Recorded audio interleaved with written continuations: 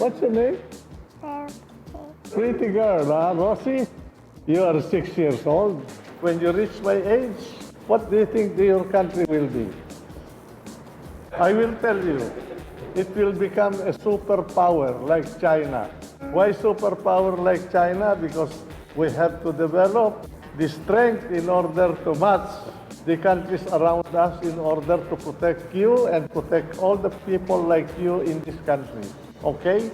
And then maybe you will be traveling from here to the moon. Oh, you laugh, huh? When I was young like you, I was only riding a carabao and a sled. I had no car. Now I see huge ships flying in the sky carrying many passengers. That's why I said when you reach my age, you will be traveling from Manila all the way to the moon. Correct. Huh? Thank you.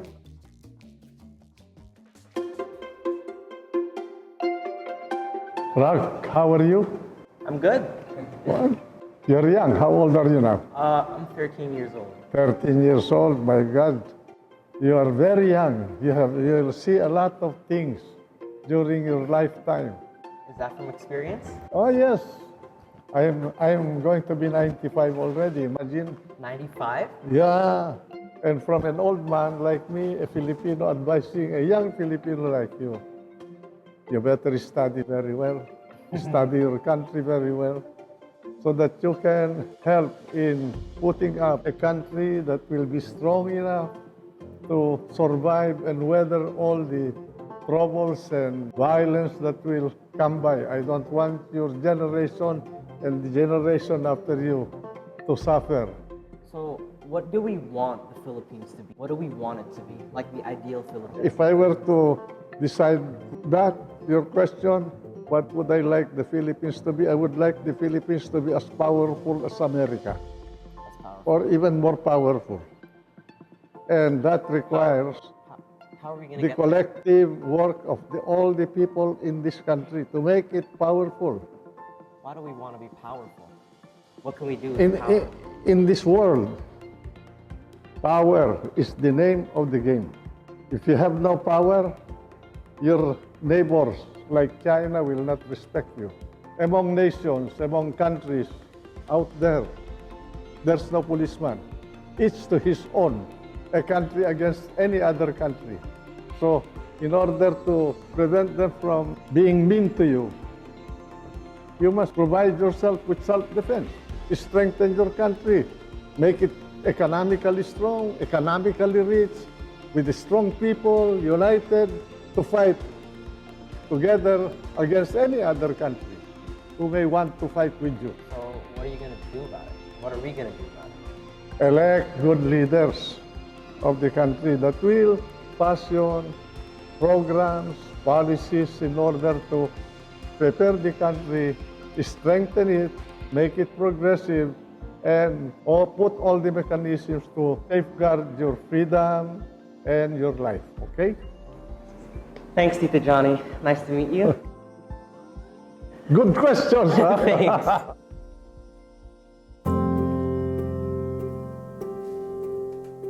Hi, Tito Johnny. Ayan, my name is Phoebe Walker at kinagagala ko po na may matawag kayong Tito Johnny. Salamat. Kahit sa pagkakataon na ito. Salamat. Nagagalak din ako na makausap ang magandang dilag ng Pilipinas. Thank you. Ayan, salamat. Kinilig po ako doon. Okay, ito po. So, having yung knowledge ng history natin, where do you think our country is headed po? I think hopefully we will, like any country, we will aspire to be a great and progressive nation, a very responsible member of the community of nations on this planet. May isa pa po akong tanong, Tito Johnny. Sa palagay po ninyo, where are we headed economically, our country? A country must develop three things: investment, job creation, and export.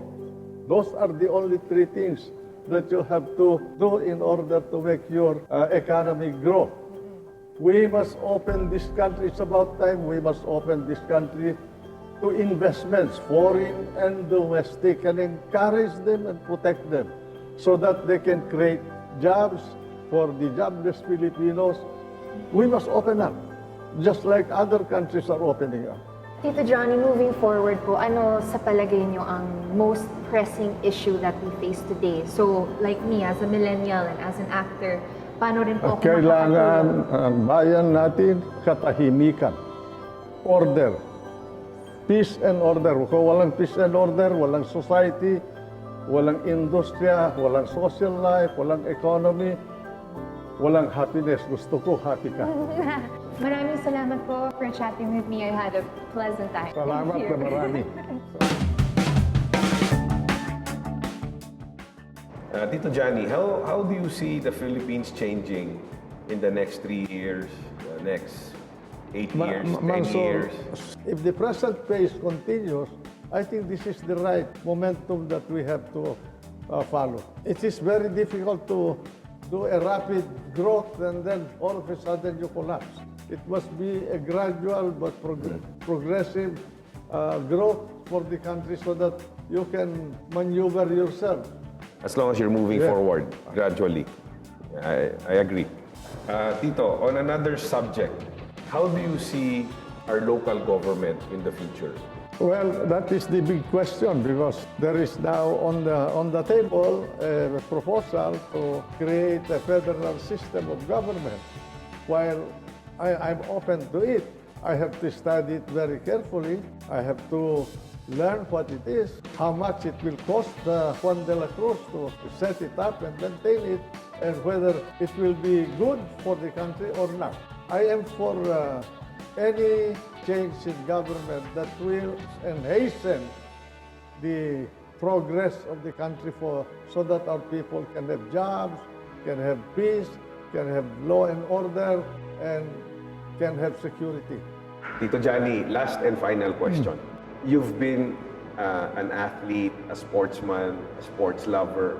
How do you see the future of Philippine sports, the Filipino athlete, and where it will be in the next 10 years? Government should adopt a program to train what they consider to be promising Filipino athletes, starting from their very young age, and nurture them along the way, and give them all the support so that they'll become champions. Parang manok din yan eh. Inaalagaan mo para maging pang-derby. Hindi pwede yung basta-basta lang basta marunong na mag-basket, mag-basketball, o mag-taekwondo ng konti, magsipa ng o konti, mag-arnis. o mag-arnis. Nandun na kailangan, they have to be the best of the best, if possible. You think Tito will ever achieve We the can. Olympic gold medal that we've been dreaming of?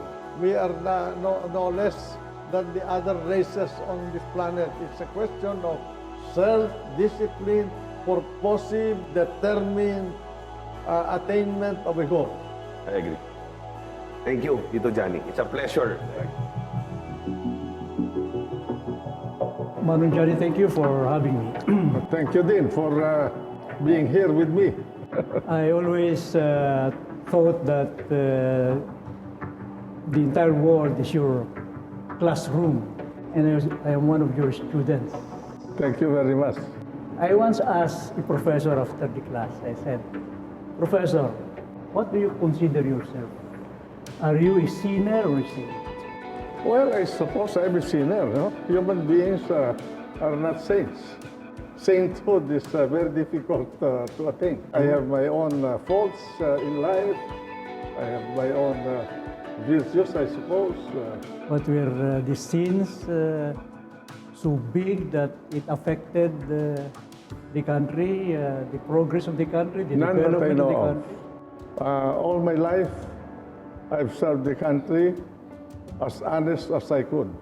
If there's anyone who has any doubt, they can go around the country, ask anybody from my little hometown in Cagayan all the way to Taganak in Tawi-Tawi. If I ever solicited any amount of money from anybody or stolen any money from anybody, much less our government. You're one of the practical but at the same time a visionary leader. What was your vision for the country?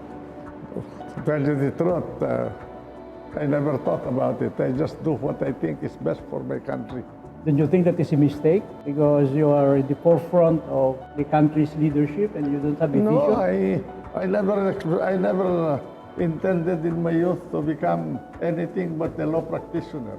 But faith, I guess, is not mine to control. And like reed thrown into the river, the current buffets you, and you do not know whether you are derailed or you are But during your set up or whatever. your along that moment of reflection, you must have already conjured an image for the country, which you want to impart to us.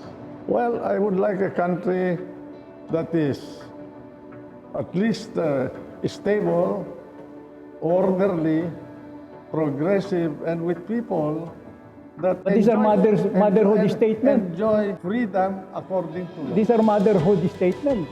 Everybody could say that. Well, what would be the difference between you and the ordinary people? Because they also want that. That's what I want from you, your vision for the country, and I am willing to follow it. My vision of the country is a country that believes in something beyond its ability to understand and to live peacefully and secure. That is where I started, the Filipino psyche. Yeah. That is what I want. Yeah. And you said it rightly, Thank you. Mr. Senator.